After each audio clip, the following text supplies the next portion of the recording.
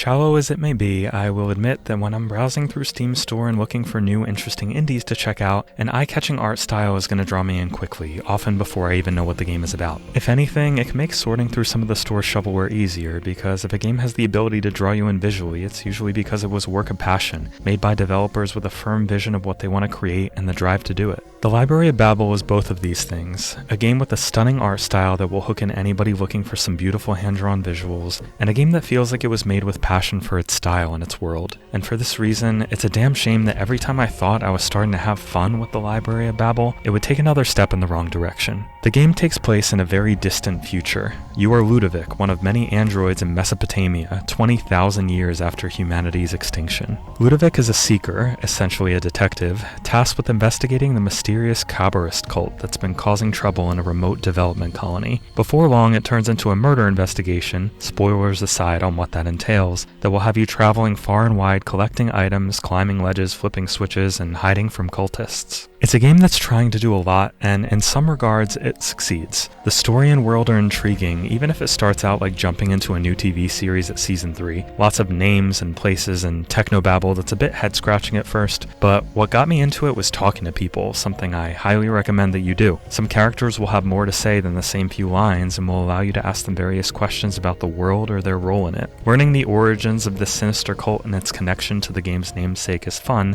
even if the pace of events unfolding is a bit slow. But frankly, I have to wonder if it unfolding a bit slowly is the intention of the developers or a consequence of just how sluggish the design is. See, the Library of Babel is a game that really likes to make you wait.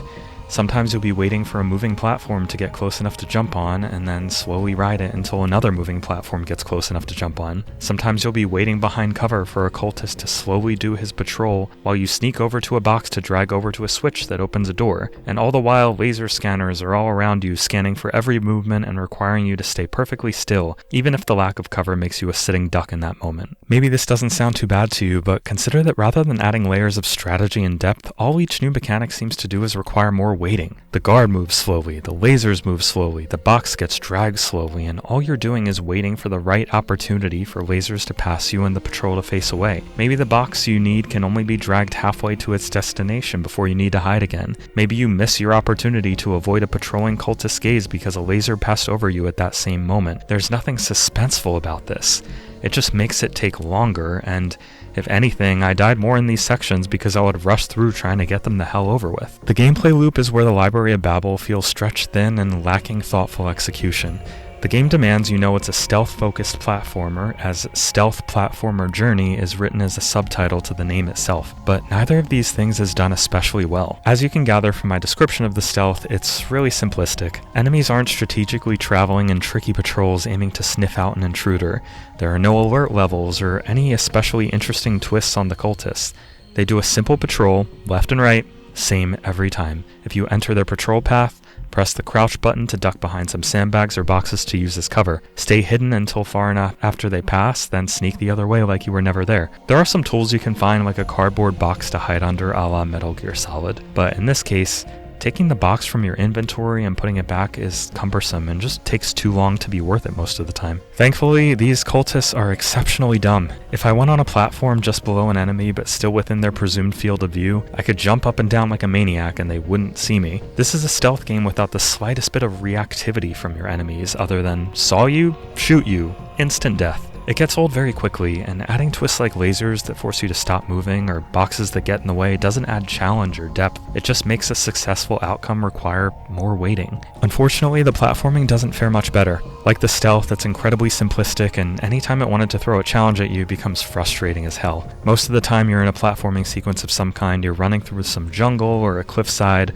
jumping from platform to platform, dropping to other platforms, and hanging from ledges to pull yourself up. And trust me, there is a lot of hanging from ledges to pull yourself up. If you enjoy a game where you hang from a ledge and then pull yourself up, the Library of Babel is going to be the best game you've ever played in your strange little life. There are also plenty of puzzles, but pretty much all of them involve dragging a box or flipping a series of switches that open doors. Some of these switches are so well hidden that you'd think the developer wants us to get lost, and their inclusion feels like padding of the blandest kind. Even when there is an element of challenge in the platforming, like dodging radioactive sludge that periodically falls from a sewer vent or jumping between moving platforms, you're really just standing there waiting for the moment that you jump or the brief instant the sludge stops falling. There's rarely any momentum or flow to any of it, and some parts meant to be more of a challenge, like an extended sequence where you dodge electric fireflies as you make your way through their lair, are infuriating, with unpredictable enemy patterns, ledge grabs that sometimes don't register, and occasionally frustrating checkpoint placement. And it's a shame it feels so clunky, because the Library of Babel presents itself so well. The colorful, vibrant, hand-drawn art style is not only wonderful to look at, but masterfully evokes a mood with each location you're in. Even the art style is a double-edged sword though. Sometimes environments may look lush and beautiful, but it's so hard to tell what's just scenery and what's interactable that it's easy to make a wrong jump or be unsure how to progress. The game runs great on the Steam Deck, although I had a very strange issue at first that's worth a mention. Every time I played the Library of Babel on Steam Deck, the game would completely freeze after seconds of play. Eventually, I realized this only happened when the deck's haptics would kick in. For some bizarre reason, turning off the vibration function in the game's options menu completely fixed the issue, and it was smooth ever since, which is weird, but hey, if that happens to you, now you know what to do. The sound design of the game is no slouch either. While there is no voice acting, the haunting melodic soundtrack sets the perfect tone, and the ambient noise of the jungle's creatures or colonies' various goings-on add a bit of immersion. Unfortunately, I haven't yet gotten to the part that frustrated me the most about the game, and that is the absolutely god-awful lack of signposting. I spent an inordinate amount of my playtime completely lost or desperately trying to figure out how to progress. When you're given an objective, especially to find a particular item, you're often given no indication whatsoever of where that item could be, not even the region of the game it could be located in. A whole bunch of Souls-like fans are swearing at me right now through their screens, but I hate design like this. It's so defeating to spend long periods of time wandering around or figuring out what to do next, crawling into every wall like a really dumb baby, hoping to find an area you missed that will get you closer to your objective. But the map is utterly useless, and the objectives can be vague and require you to make some assumptions about where to go. The Library of Babel also has elements of a 90s adventure game where you collect items and occasionally combine them to give to certain characters or use to get around. And fair warning, this genre is not a favorite of mine. Although some recent, much less obtuse entries like Lost in Play really won my heart, in general, I find them to be finicky and not especially logical. The Library of Babel definitely falls into that category for me.